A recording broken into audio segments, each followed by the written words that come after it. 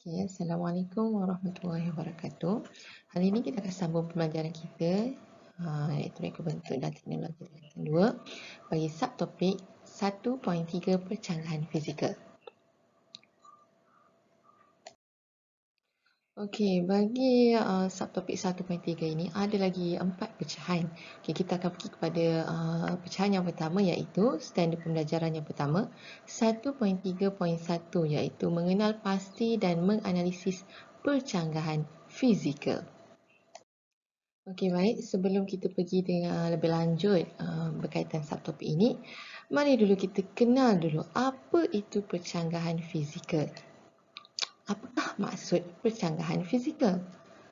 Percanggahan fizikal merupakan keadaan yang berlawanan antara satu dengan yang lain yang diperlukan dalam satu objek. Contoh percanggahan fizikal kita tengok meja. Okey, mari kita tengok kat sini. Meja, okey. Kat sini ada meja.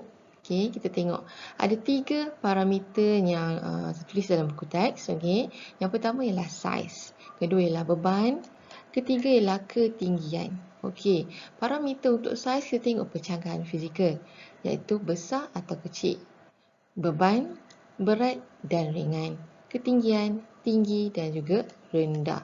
Kita tengok kat meja ini dia ada parameter saiz iaitu sama ada meja boleh dibesarkan atau dikecilkan, beban, meja ini berat atau ringan dan juga ketinggian, tinggi atau rendah. So itu ialah percanggahan fizikal. Okey, anda semua kena faham percanggahan fizikal dan parameter. Barulah kita boleh untuk selesaikan masalah inventif kita. Okey, masalah inventif mesti ada percanggahan. Okey. Alright. Penentuan kaedah penyelesaian masalah inventif secara pemisahan akan digunakan untuk menentukan pilihan sama ada kita akan guna dua kaedah iaitu kaedah pemisahan ruang ataupun kaedah pemisahan masa. Okey, mari kita lihat kepada satu situasi. Okey, kat sini awak boleh lihat. Okey, kat gambar ni. Okey, mari kita tengok gambar yang pertama. Okey, ini adalah gambar seorang pelajar. Okey, seorang pelajar. Pelajar ini adalah seorang berketinggian rendah. Tengok kaki dia. Jengkit kaki dia. Okey, tak menjenjak lantai. Kita tengok pelajar yang kedua ini. Pelajar kedua ni adalah seorang yang tinggi. Okey, tengok kedudukan dia di kerusi yang sama juga. Kedudukan kakinya bengkok. Agak tidak selesa kedudukannya. So, mari kita tengok soalan. Bagaimanakah kerusi dapat diselaraskan agar selesa diduduki oleh murid yang berbeza ketinggian? Fikirkan.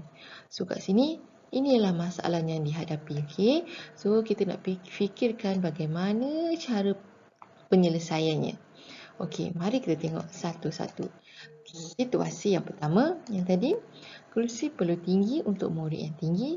Kedua, kerusi perlu rendah untuk murid yang rendah. Nak masuk satu kelas sama serentak. So, seorang tinggi, seorang rendah. Macam mana kita nak selesaikan? Okey, percanggahan fizikal yang kita lihat di sini ialah tinggi dan rendah. Okey, soalannya, adakah kerusi perlu tinggi dan rendah dalam masa yang sama? Jawapan dia, ya. Sebab masuk kelas serentak sama. So, kerusi perlu tinggi dan rendah dalam masa yang sama. Jawapannya, ya. Bila jawapannya ya, so kaedah yang digunakan ialah kaedah pemisahan ruang. Kaedah pemisahan ruang. Okey, so ini ialah satu contoh situasi untuk kaedah pemisahan ruang. Okey, seterusnya kita pergi kepada situasi yang nombor 2. Okey, apa situasi nombor 2? Okey, awak tengok kat sini. Sini ialah gambar kemah. Kemah. Okey, kita pergi kepada situasi. Kemah perlu besar semasa digunakan. Kemah perlu kecil semasa disimpan. Okey, tengok kat sini situasi dia besar dan juga kecil. Nak guna kenalah buka. So jadi besar. Nak simpan kenalah tutup. Okey, jadi kecil. So itulah situasi. Okey, seterusnya kita tengok percanggahan fizikal yang terdapat di sini ialah besar dan juga kecil. So parameter dia lah dari segi saiz. Okey, lepas dah tengok pencanggahan fizikal, kita tengok soalan. Kita tanya diri kita soalan dia. Adakah kemah perlu besar dan kecil dalam masa yang sama? Okey, guna soalan ni untuk kita fikir macam mana penyelesaian dia. Okey, so perlukah kemah perlu besar dan kecil dalam masa yang sama? Jawapan dia tidak. Kenapa tidak? Sebab waktu digunakan dia besar, waktu yang disimpan dia kecil. So tidak dalam masa yang tidak sama. So bila tidak, kita automatik akan gunakan kaedah pemisahan masa. Okey. So inilah satu situasi untuk kaedah pemisahan masa. Alright. Okey, tadi kita dah tengok dua situasi untuk masalah inventif. So kaedahnya kita akan guna kaedah pemisahan. Kat sini kaedah pemisahan yang kita guna ialah ada dua. Okey, yang pertama ialah kaedah pemisahan ruang. Kedua ialah kaedah pemisahan masa. Okey, bagaimana kita nak tentukan kaedah mana yang kita sesuai gunakan? Okey, kita tanya persoalan, okey, iaitu adakah percanggahan fizikal berlaku pada masa yang sama? Biasakan tanya soalan ni bila kita hadapi masalah. Okey, apa itu percanggahan fizikal? Percanggahan fizikal tadi tu yang ada tiga parameter, iaitu yang pertama saiz, iaitu saiz ialah besar dan kecil. Okey, kemudian beban, berat dan ringan, dan yang ketiga ialah ketinggian, tinggi ataupun rendah. So, itulah percanggahan fizikal. Kita tengok percanggahan fizikal sama ada berlaku pada masa yang sama atau berlaku pada masa yang berbeza. Okey, kalau berlaku pada masa yang sama, ya, kita akan guna kaedah pemisahan ruang. Kalau berlaku pada masa yang berbeza, okey, iaitu masa yang tidak sama, okey, kita akan guna kaedah pemisahan masa. So, itu cara kita nak pilih penyelesaian untuk masalah inventif. Okey, seterusnya kita akan pergi kepada standard pembelajaran yang kedua, iaitu 1.3.2, mencadangkan pemilihan prinsip inventif. Dikira macam nak pilih cara penyelesaian macam mana, okey, untuk kita gunakan untuk masalah yang kita hadapi. Alright. Okey, tadi kita dah belajar cara nak tentukan kaedah yang mana satu pemisahan digunakan, betul? Okey, selepas kaedah pemisahan ditentukan, tadi kan, prinsip inventif akan dipilih. Prinsip inventif ni ialah cara nak selesaikan masalah tu. Okey, akan dipilih bersesuaian dengan penyelesaian masalah. Terdapat 40 kalau ikutkan yang diterapkan dalam TRIS, okey, iaitu teori penyelesaian masalah inventif, ada 40 prinsip inventif. Tapi telah diringkaskan dalam silibus kita, okey, telah membahagikan prinsip inventif kepada dua kaedah.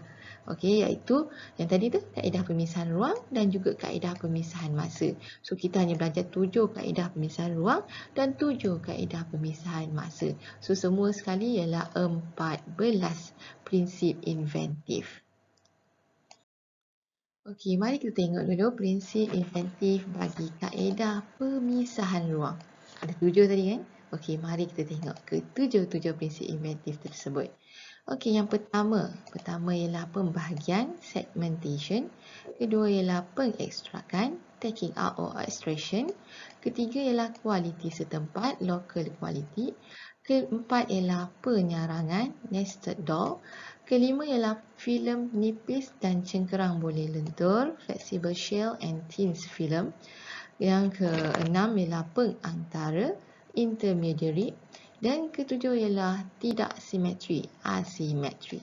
So ini ialah 7 kaedah pemisahan ruang yang akan kita belajar. Alright? Okey, kita pergi kepada prinsip inventif kaedah pemisahan ruang. Okey, yang pertama iaitu pembahagian, segmentation. Okey, apa itu segmentation? Okey, kita tengok penerangan konsep. Okey, segmentation atau pembahagian, okey, dia konsep dia membahagikan objek kepada beberapa bahagian kecil. Kedua, menjadikan objek mudah dileraikan. Ketiga, meningkatkan darjah kebolehbahagian. Keempat, perubahan ke peringkat lebih kecil. So, itu pembahagian. So, mari kita tengok contoh untuk pembahagian. Perabot yang dijual menggunakan konsep do it yourself, DIY, yang selalu awak pergi kedai DIY. Itu adalah contoh. Okey. Kat sini awak tengok kat sini. Okey, ini ialah konsep membahagikan objek kepada beberapa bahagian kecil. Ni laci, kita bagi bahagian kecil. Okey. Ini ialah konsep prinsip inventif pembahagian. Okay, kat sini awak tengok juga, alright, perubahan peringkat lebih kecil. Okay, alright. So ini ialah pembahagian. Okey, seterusnya kita pergi kepada prinsip inventif kaedah pemisahan ruang yang kedua, iaitu pengekstrakan. Taking out, extraction. Alright, apa dia pengekstrakan? Okey, macam biasa kita pergi dulu penerangan konsep. Okey. Pengekstrakan ialah pemisahan atau pengeluaran bahagian yang mendatangkan gangguan daripada objek. Macam mana tu? So kita tengok contoh dia. Contoh ialah pemisahan unit pendingin hawa di dalam dan di luar bangunan supaya bunyi bising dan haba panas dapat diasingkan. Kan kalau kat rumah ke, kat hospital ke, mana-mana awak pergi, awak akan nampak ni pendingin hawa. Pendingin hawa ni kat dalam kan. Dan biasanya ni di bahagian luar sebab panas, haba panas dikeluarkan. So panas dikeluarkan di luar dan juga yang sejuk kat dalam, awak duduk di dalam, so sejuk. So ini berada di dalam. So ini ialah contoh penyelesaian masalah inventif untuk prinsip inventif kaedah pemisahan ruang. Iaitu pengekstrakan. So jelas ya. Seterusnya kita pergi kepada prinsip inventif yang ketiga untuk kaedah pemisahan ruang, iaitu kualiti setempat, local quality. Apa itu local quality? Pertama, local quality ni adalah kualiti setempat ini ialah mengubah struktur objek dan pengaruh luaran daripada seragam kepada tidak seragam. Kedua, menjadikan setiap bahagian objek memenuhi fungsi berbeza yang berguna. Yang ketiga, konsep dia all in one. Apa itu? Mari kita tengok contoh. Contoh kat sini, bekas menyimpan makanan pelbagai petak berbeza dan pelbagai fungsi. Yang mana? Yang macam ni kalau awak nampak kat sini, banyak. Dalam satu beg ni ada pelbagai petak. Tempat isi nasi, lauk, ikan, sayur, buah. So nampak kat situ? All in one. Dia mengubahkan struktur objek dan pengaruh luaran daripada seragam tidak seragam, menjadikan bahagian objek memenuhi fungsi berbeza dan berguna. Kita tengok contoh lagi satu. Nampak kat sini? Sama juga bekas makanan. Dalam tu boleh letak nasi, boleh letak lauk, boleh letak sayur. Kemudian, awak nampak kat sini. Ni adalah gambar tukul. Tukul ni dimodify. Ada pisau, ada pelbagai lagi aksesori lain yang boleh digunakan. So ini all in one. Alright. So ini ialah kualiti setempat. Prinsip inventif yang keempat, iaitu penyarangan, nested door. Apa itu? Nested door, meletakkan atau memasukkan satu objek ke dalam satu objek yang sama tetapi berlainan saiz.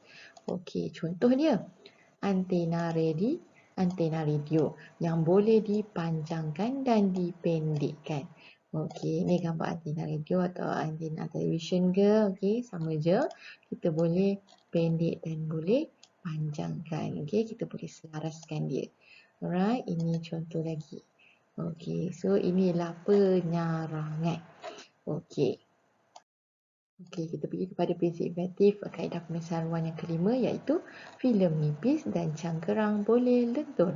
Flexible shell and thin film. Apa dia? Filem nipis ni ialah membalut, melapik atau membungkus objek menggunakan lapisan filem nipis dan cangkerang boleh lentur. Contoh dia ialah pelindung cahaya cermin kereta. Biasa awak lihatlah. Ni contoh dia. Dah nampak kan? So ini dia. Dia menggunakan prinsip inventif namanya filem nipis dan cengkerang boleh lentur. Alright. Okey, seterusnya kita pergi kepada prinsip inventif kaedah pemisahan ruang yang ke-6 iaitu pengantara, intermediary. Okey, apa itu pengantara? Okey, mengadakan bahagian baharu antara dua objek menggunakan objek atau proses pengantara. Ketiga ialah mencantumkan dua objek secara sementara. Contoh dia, sarung tangan ketuha menjadi pengantara antara tangan, antara tangan dengan objek panas. Inilah kita guna, kita tengok gambar. Okey, ini ialah contoh. Tengok ni, sarung tangan digunakan sebagai perantara antara objek panas dengan tangan. Alright, so ini adalah contoh pengantara. Sarung tangan ketuha. Okey, kita pergi pada prinsip inventif yang ketujuh bagi kaedah pemisahan ruang iaitu tidak simetri atau asimetri. Okey, apa dia? Mengubah bentuk satu objek daripada simetri kepada tidak simetri. Contoh dia menukarkan bentuk bulat jam dinding ke bentuk tidak sekata ataupun tidak simetri. Alright, ataupun sofa. Mari kita tengok contoh. Yang pertama, tengok ni biasa jam dinding bulat kan, sekata kan. Okey, kita tukarkan dia kepada bentuk tidak sekata. Nampak tu? Alright. Okey, seterusnya kita tengok contoh yang kedua, tengok sofa. Okey, inilah simetri kepada tidak simetri macam mana? Ini bentuk sofa yang baru. Okey, so inilah tidak simetri.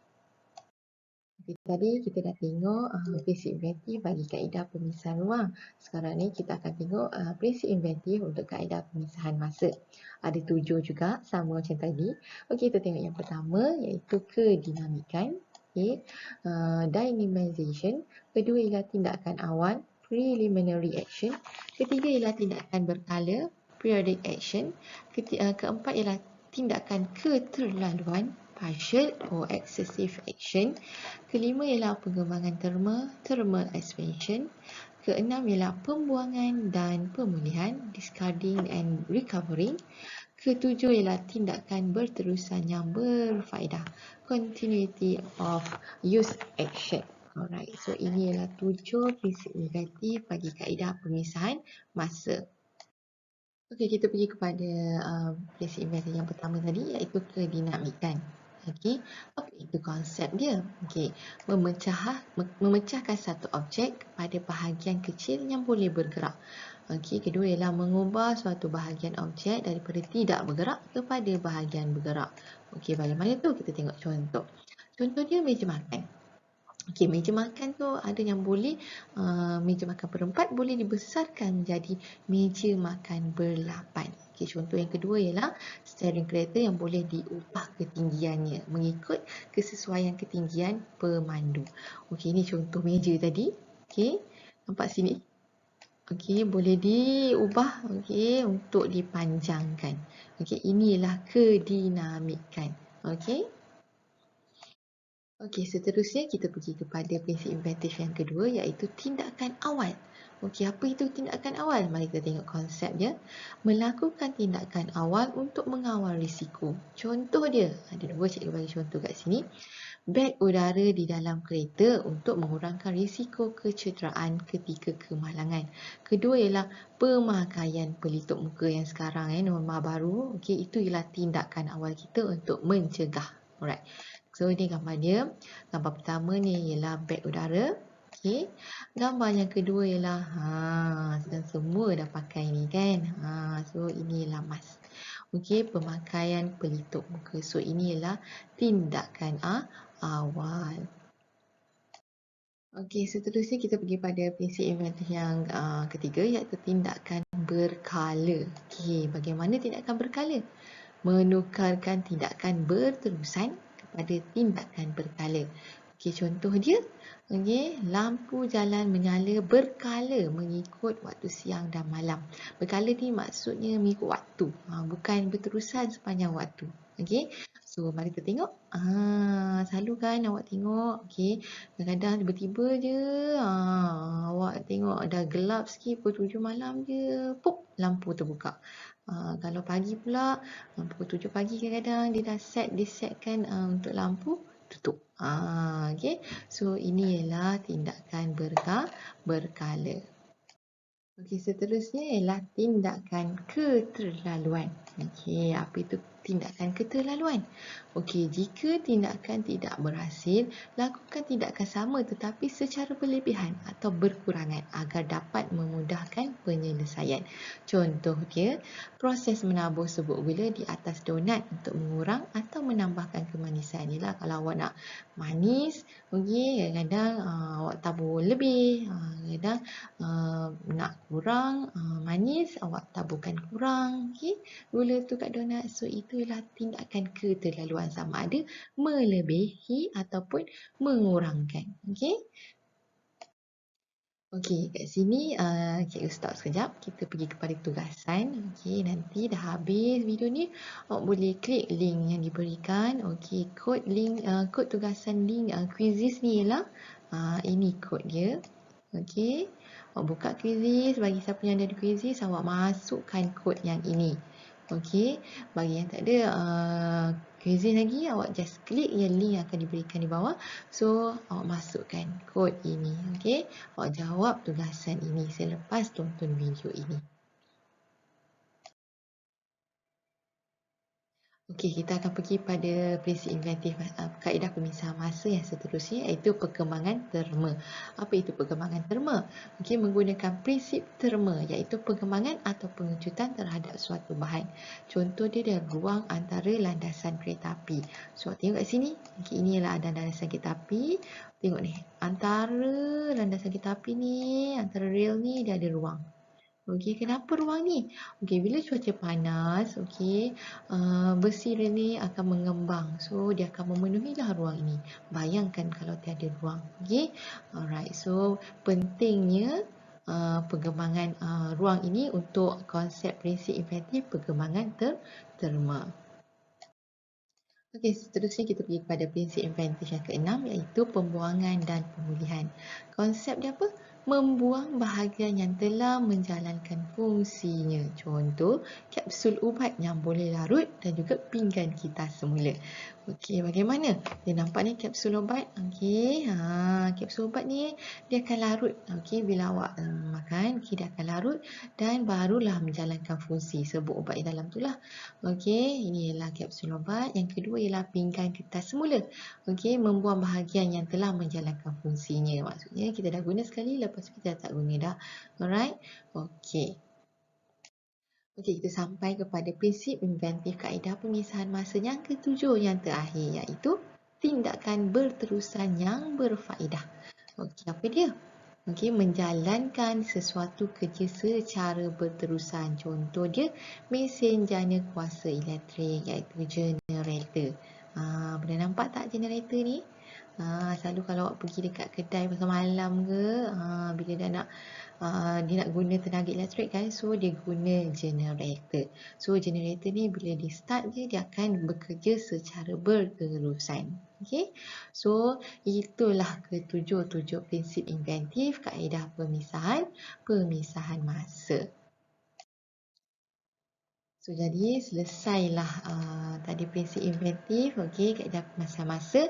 Jadi selesailah untuk tajuk topik hari ini, iaitu pencanggahan fizikal 1.31, okey, pengenalpastian pencanggahan fizikal, dan 1.32 iaitu mencadangkan prinsip inventif yang mana yang sesuai digunakan untuk menyelesaikan masalah inventif kita. So, selamat buat quizzing. Okey, cikgu dah bagi link tadi dan kod dia pun ada. So, selamat menjawab quizzing anda dan selamat membuat tugasan yang lain, iaitu nota modul juga. Okey, kita jumpa lagi di lain pembelajaran. Terima kasih.